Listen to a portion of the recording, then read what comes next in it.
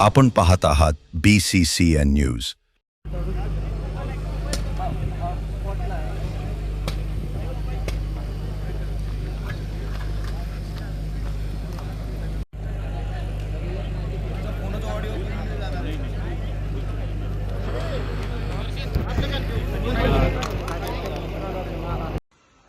महाराष्ट्राच्या राजकीय सामाजिक क्षितिजावरचा सतत लखलखणारा हा तारा आज भिजलेला आहे। मन सुन्न होणारी ही घटना आहे। प्रशासन असेल, विकास कामं असतील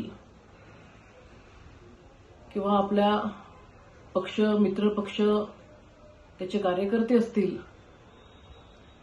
त्या सगळ्यांवरतीच आज दुःखद आघात झालेला आहे। दादांचं हे असं अचानक जाणं हे वेदनादायी आहे। ही पोकळी कधीही न भरू शकणारी आहे।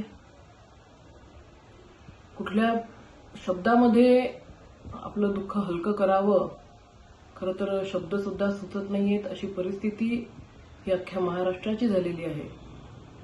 दादांसारखा एक ज्याच्या भोवती महाराष्ट्राचं राजकारण गेल्या 15-20 वर्षापासून फिरत होतं, पुढचेही 10-15 वर्ष महाराष्ट्राचं राजकारण ज्याच्या नावाच्या भोवती फिरणार होतं, असा व्यक्ती अचानकपणे निघून जाणं हे खरंच अतिशय वेदनादायी आहे, दुःखद आहे।